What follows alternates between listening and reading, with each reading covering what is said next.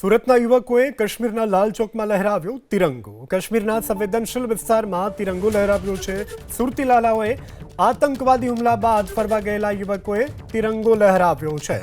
તો કાશ્મીરનો લાલ ચોક વિસ્તાર કે જ્યાં સુરતી લાલાઓએ તિરંગો લહેરાવ્યો છે। આતંકી ગતિવિધિઓ બાદ પણ તેઓએ આ તિરંગો લહેરાવી અને અહીં જે આતંકીઓ છે તેના અડકતરી રીતે પડકાર ફેંક્યો છે કે આ ભારત છે, આ ભારતની તાકાત છે। તો સુરતના યુવકો કાશ્મીર ફરવા ગયા હતા, ત્યાં તેઓએ લાલ ચોક ખાતે તિરંગો લહેરાવ્યો છે। અતિ સંવેદનશીલ વિસ્તાર છે આ લાલ ચોક કે જ્યાં તેઓએ તિરંગો લહેરાવ્યો છે અને ભારતની આન બાન શાન અને ભારતની જે તાકાત છે તેને દર્શાવી છે।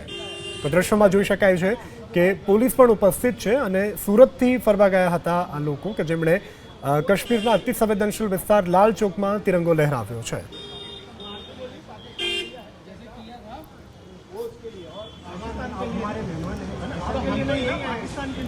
તો દ્રશ્યોમાં જોઈ શકાય છે કે સુરતવાસીઓ આપણા કે જે કાશ્મીરના અતિ સંવેદનશીલ વિસ્તારમાં તિરંગો લહેરાવી રહ્યા છે અને આતંકી ગતિવિધિઓની વચ્ચે પણ તેઓએ આ તિરંગો લહેરાવ્યો છે।